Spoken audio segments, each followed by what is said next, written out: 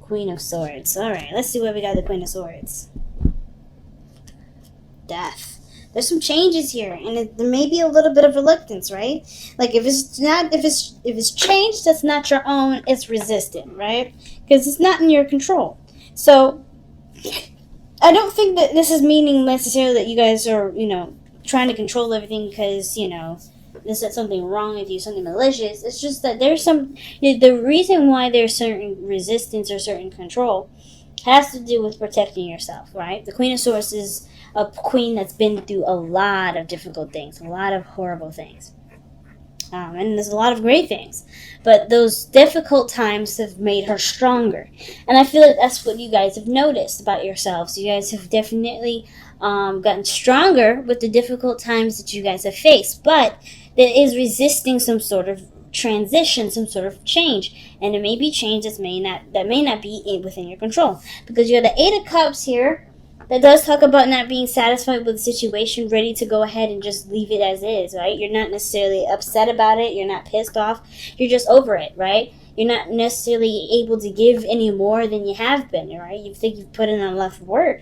And it's showing here that the Queen of Pentacles, you've applied yourself, you've committed to to whatever it was that you've been putting a lot of effort and time into. You've been putting a lot of work into it. So it makes sense, naturally, if you've been putting a lot of work into something that you saw value in the past, it may not be getting you anything now, so you're emotionally done with it. Because here with the Five of Cups, I kind of feel like with this situation, with how much work you've been putting into something, you kind of feel like because it hasn't given you anything back, you feel like you either missed an opportunity, somebody may have left, or maybe you feel like you're done with something, or something's ended, something that you regret, okay? Because the Five of Cups can talk about regret. Either this could be the other person as well. Maybe they regret something, especially in regards to, interaction and working together and, doing things as a couple. So yeah, I kind of get the sense that with the Five of Cups, there's a lot of looking at missed opportunities. There's a lot of looking at missed opportunities. And the shifting to looking at, what the possibilities are, they're there. It's just, it's hard to overlook this, which is why the Queen of Swords is coming up, right? Like, you want to protect yourself from any more loss, but in order for yourself to do that, instead of preparing for it, because if you think about it, the Five of Swords is really giving me a seriously big sign. Be careful not to prevent anything bad from happening, because that may end up sabotaging it anyway and causing exactly what you're fearing, right? Because I think you do want the Two of Cups. This is like in your hopes and fears. This is usually like, this is what's been going down. Something may have fallen through.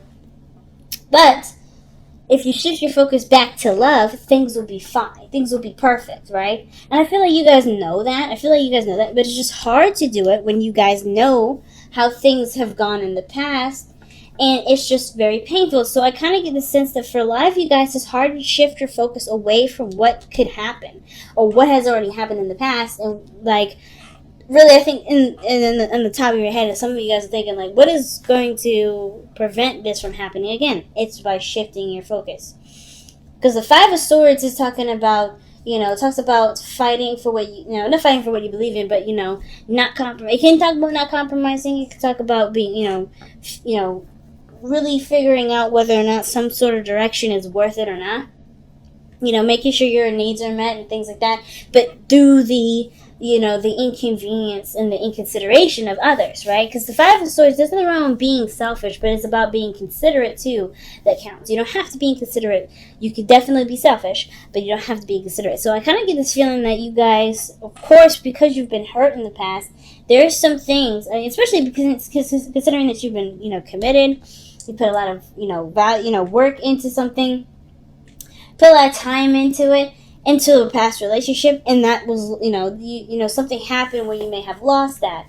But I don't think that this is the same situation again. I don't think this is the same circumstance because of just how the Five of Swords is really talking about. Be careful about what you believe is more important, whether this is you taking control of the situation or the relationship.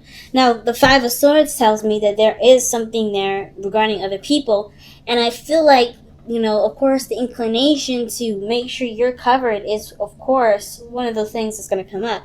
You should always make sure that you're covered, but that's what your boundaries are there for. The second you start like fighting and fighting over petty things, like it could be material, it could be money, it could be something else, right?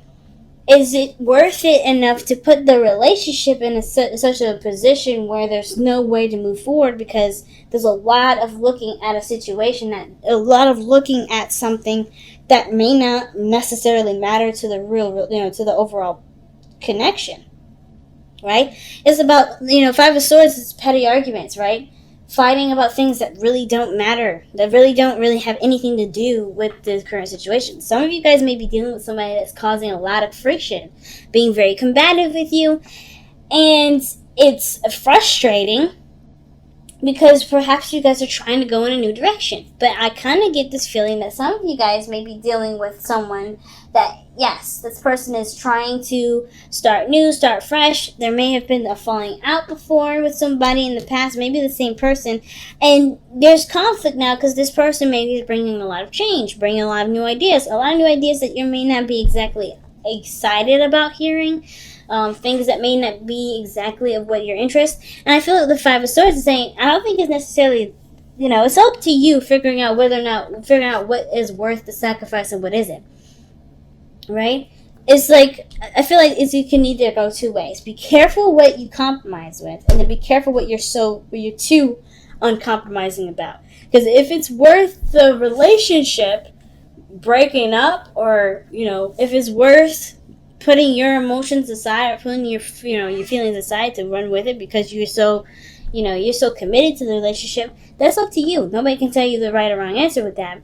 But that's why the Five of Swords is such a neutral energy, in my opinion, because even though it's saying be cautious that to get caught up in the details and then lose yourself in that detail and then end up severing ties in areas that you don't want to, or compromising parts of yourself that you really shouldn't probably compromise for the sake of the relationship.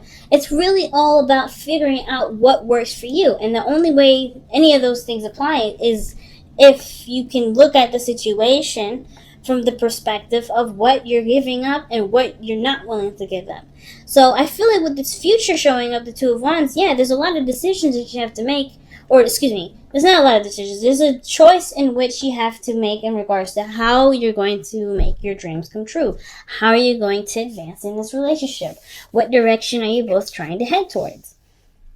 All right, where do you guys get started? Because I do feel like there is the Two of Cups behind you, meaning that there's other opportunities. There's other things that you can work with despite what you've lost, right? Using this Three of Cups as a learning experience to be able to move forward, right? To be able to work with what you have. And I feel like you guys are trying to shift that focus.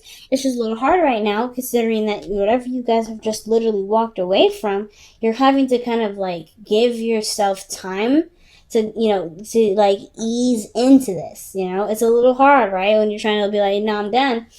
And you just lost something that was precious to you, and it's just like, okay, but there's other things I can work with. It's just still a little difficult, but you can do it. And I feel like the way you do it isn't by fighting over stuff that doesn't necessarily have anything to do with the relationship. It's about seeing the bigger picture at the end of the day.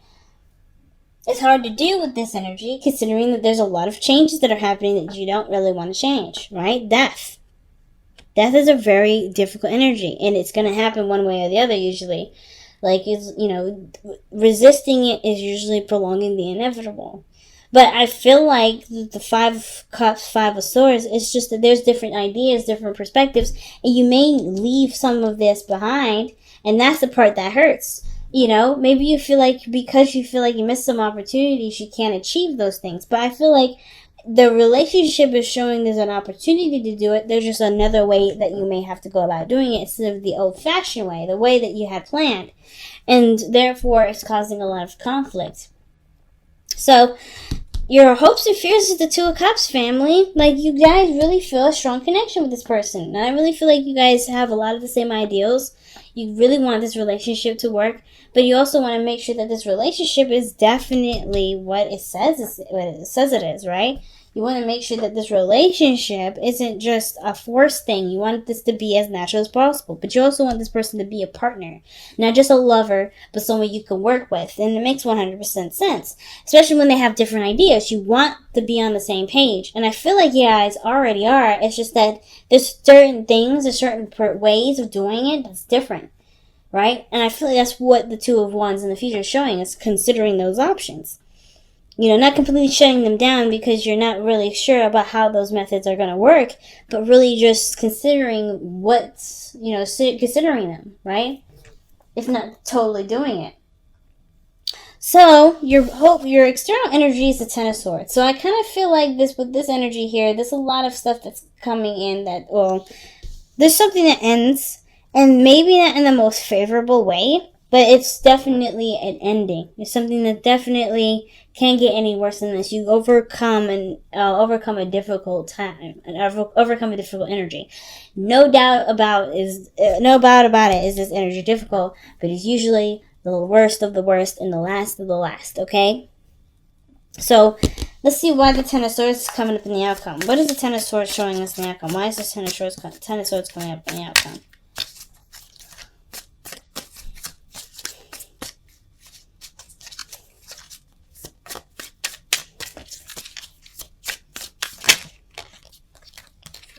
The defensiveness, the Seven of Wands. So whatever you're protecting is done. Like whatever you're protecting, whatever you're defensive about, that comes to an end. Whatever the other person's defensive about comes to an end in the outcome. And it's because I feel like whatever they were resistant towards before has been eliminated. Therefore, there can be room for consideration of someone else's ideas and perhaps considering a new approach to something. It's pretty doggone big, family. It's pretty big. Because if this is about moving house, if this is about, you know, finalizing or the relationship, there is other things, you know, other people's opinions do come into play, right? Because you're dealing with another person. But it doesn't mean you guys don't want the same thing. It doesn't mean that you guys don't have the desire to do some things together. It's just that how you guys go about doing it may be a little difficult. Oh, okay. We got some difficult ones from the Power of Surrenders. Okay. So you guys have surrender your fear of change. Okay.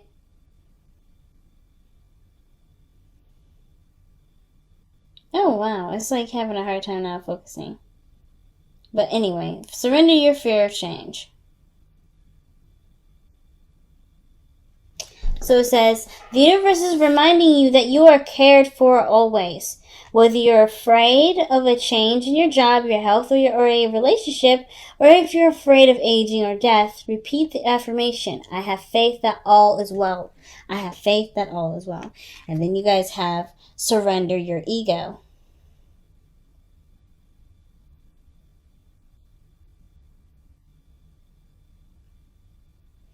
Okay, so it's not going to focus at all. But it says, surrender your ego.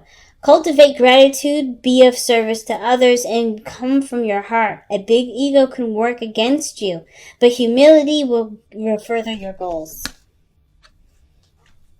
Alright, fam, that's a big message, and it's usually a pretty hard pill to swallow. And I don't think it's that you guys are being egotistical or chauvinistic. I really feel like you guys are trying to protect yourselves. It's the reason why you guys are afraid of the change is because it's out of necessarily your control. You got two cards of passivity, and you guys are fixed energy. Right? Queen of Swords, Queen of Pentacles. They're both doers, and they both are, you know, they're both, you know, take action in some degree, but they're also very open to changes. They're very open to receiving things. More open than the kings will ever be. And I find that definitely one of the hardest things, like being open to receiving changes that will end up giving you what you want. But you have to be open to receiving and be open to those changes. And it's hard to do. And you've been through a lot. Right. Actions speak loudly. Express your love through your action. Okay. And that's crazy. So I don't think that you guys are meant to stay put and just kind of let everything happen. But I do feel like paying attention to other people's actions is the best way to gauge whether or not someone's trying to control your life or trying to build a life with you. Because there's always two different things, right? I don't think you should stop communicating what you want, but I do believe that if there are things that you want done and the other person may have a different way about doing it, I feel like letting them do it is the best way to